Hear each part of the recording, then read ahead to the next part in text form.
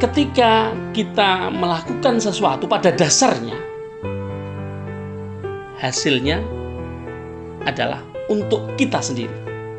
Ya. Kalimat yang saya akan sunting di dalam video ini adalah satu idiom yang dalam maknanya.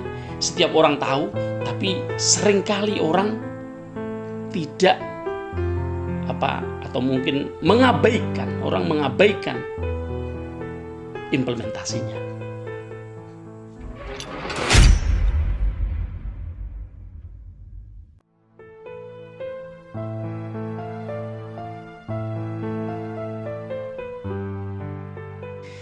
Assalamualaikum warahmatullahi wabarakatuh. Selamat sore, selamat malam.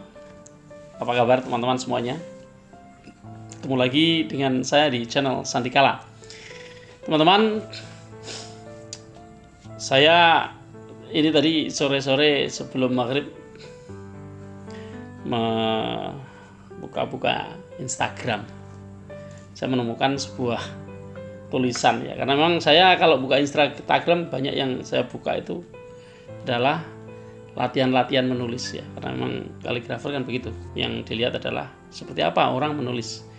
Ada sebuah tulisan, ini menulis khot ya, ada sebuah tulisan yang bunyinya ini sebuah idiom, meskipun coba saya share screen-nya. Di sini disebutkan kullu sakin sayusqa bima saqa. Ya, sebenarnya ada terusannya itu sebuah idiom. Ini bukan ayat Quran, bukan hadis ya, ini idiom ya. Ada terusannya. Terusannya singkat sih.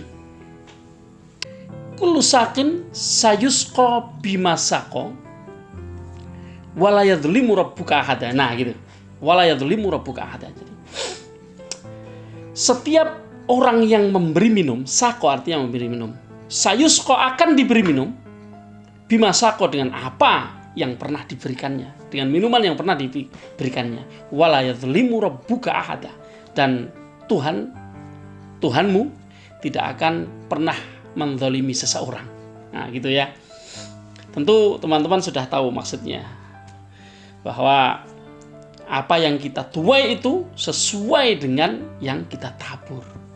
Nah, kalau di bahasa Indonesia kan seperti itu.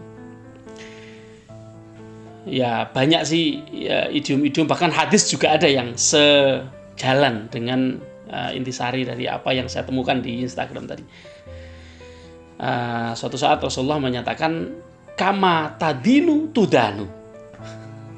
Sebagaimana engkau menghutangi, seperti itulah engkau akan dihutangi. Jadi dalam konteks hubungan muasyarah dengan masyarakat ya, hubungan sosial, kalau kita berbuat baik, kita menghutangi orang, suatu saat kita akan dihutangi. Seperti itu. Kalau kita susah, tidak mau, sulit, selalu mengatakan nggak punya, padahal punya. Ketika kita diminta untuk menghutangi orang atau dipinjami orang, ya seperti itu pula kita akan diperlakukan oleh orang lain ketika kita membutuhkan. Jadi itulah mengapa ketika dalam hidup ini ya kita memang harus take and give. Seharusnya jangan take dulu baru give ya. Bahasa Inggrisnya ini kewalik-walik. Give and take. Tapi ya sudah. Memang idiom di dalam bahasa Inggris adalah take dulu, ambil dulu baru kasih. Tapi kalau di dalam idiom bahasa Indonesia ya, siapa menabur dia menuai, itu nabur dulu baru nuai. Kullu sakin sayusqa bima saqa. Kalau kita kasih minum, kenapa kok minum?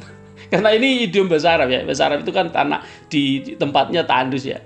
Yang paling banyak dibutuhkan di sana ya minum. Makanya kullu sakin, setiap orang yang memberikan minum ya, karena memberi minum itu menjadi sangat penting. Kalau kita lihat di dalam film-film kolosal di tanah Jawa ya, Angling Darmo kah atau apa ya, pokoknya yang kayak yang model-model gitu, atau Titur Tinular ya. Nah, itu kalau zaman dulu di setiap depan rumah itu pasti disediakan gentong, isinya air sama gayung. Tujuannya apa? Tujuannya kalau ada orang yang jalan dalam perjalanan melewati itu dan haus, dia tinggal ambil, tidak perlu meminta kalau nggak ada orangnya. Kalau ada ya pasti basa-basi, karena orang Jawa emang begitu. Nah, gimana sih? Itu orang yang memberi minum, menyediakan gentong dan gayung, itu kalau dia juga melakukan perjalanan dan di tempat lain juga akan mendapatkan hal yang sama. Dan seperti itulah teman-teman. Maka selama kita hidup, upayakan untuk selalu menabur hal yang baik. Jangan menabur teror. Jangan menabur penyesatan-penyesatan. Jangan menabur sesuatu yang bersifat permusuhan. Ya. Karena apa? Ketika kita menabur itu, menabur permusuhan, menabur penyesatan publik, menabur hal-hal yang membuat percekcokan, permusuhan dan lain sebagainya. Apalagi didasari dengan dasar yang salah. Kalau dasar yang belum jelas, itu bisa jadi ya, seseorang melihat sesuatu jelas, orang lain tidak jelas. Itu bisa jadi. Tapi kalau dasarnya jelas pasti salah, ya. Misalnya ada undang-undang yang menyatakan ABCDE, tapi Anda menyampaikan tidak sesuai dengan ABCDE, tapi EFGH, maka dasar yang ABCDE itu salah mendasari ungkapan Anda. Apa yang Anda sampaikan, apa yang kita sampaikan, ya, bukan Anda lah, kita lah, ya. Apa yang kita sampaikan, maka akibatnya banyak. Pertama, akibat untuk orang lain. Akibat untuk orang yang merasa diteror. Akibat untuk masyarakat yang disesatkan. Akibat untuk dirinya apabila orang-orang yang mendapatkan masalah karena teror yang kita tabur berdasarkan dasar yang salah, landasan yang salah, landasan undang-undang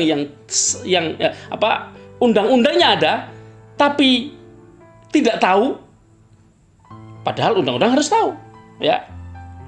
Dan dia melakukan sesuatu yang melawan undang-undang. Nah, bahaya. Ya. Maka saya kira kita sebagai manusia, ya, memang harus selalu mengukur setiap yang kita lakukan, setiap yang kita omongkan, setiap yang kita perbuat, setiap yang kita sampaikan, setiap yang kita rencanakan. Nah, perencanaan juga harus kita ukur supaya apa yang nanti terjadi itu merupakan sebuah hasil yang baik. Menaburlah benih-benih yang akan membuat tanah mengeluarkan buah-buah melalui batang-batang pohon dan cabang-cabangnya. Jangan menabur rumput-rumput liar, ya. Menabur berarti bukan liar, ya. Jangan menabur duri-duri, ya, yang akan membuat manusia mendapatkan masalah dari apa yang kita tabur.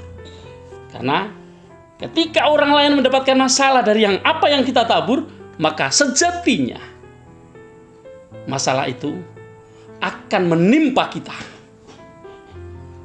Itulah maksud dari kaligrafi atau khot naskhi yang saya temukan tadi. Kanjeng Nabi juga sudah mengatakan, kama tadinu tudanu, sebagaimana engkau menghutangi, engkau juga akan dihutangi.